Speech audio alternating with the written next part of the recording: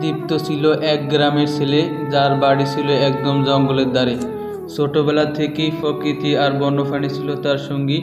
প্রতিদিন স্কুল থেকে ফিরে এসে সে জঙ্গলের কিনারে গিয়ে বসে থাকত, পাখিদের গান শুনত, গাছপালা হাত বুলিয়ে দিত।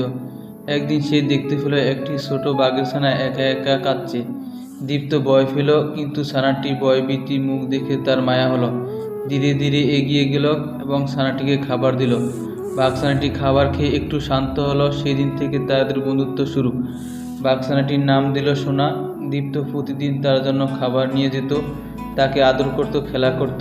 সোনা ধীরে ধীরে বিশ্বাস করতে শিখল, জঙ্গলের ভেতর গাছের ছায়ায় তারা এক সময় কাটাতো। একে অপরের চোখে ছিল এক অদ্ভুত ভালোবাসা। দিন কেটে গেল, সোনা বড় হলো, এক বিশাল বাঘে পরিণত হলো। গ্রামের লোকেরা ভয় পেল, কিন্তু দীপ্ত জানত সোনা তার কোনো ক্ষতি করবে না। একদিন বন বিভাগ সোনাকে ধরতে এলো। দীপ্ত এগিয়ে গেল, বলল, ও আমার বন্ধু, কাউকে আঘাত দেয়নি। বনকর্মীরা বুঝতে পারলো তাদের বন্ধনটা কত গভীর। শেষমেশ সিদ্ধান্ত হলো সোনায় একটি সুরক্ষিত বনাঞ্চলে রাখা হবে। সেখানে দীপ্ত মাঝে মধ্যে এসে দেখা করতে পারবে। বিদায়ের দিনে সোনার চোখে জল ছিল, দীপ্তরও। কিন্তু তারা জানতো বন্ধুত্ব শুধু শরীরের পাশেই থাকে না, মনের গভীরে থাকে।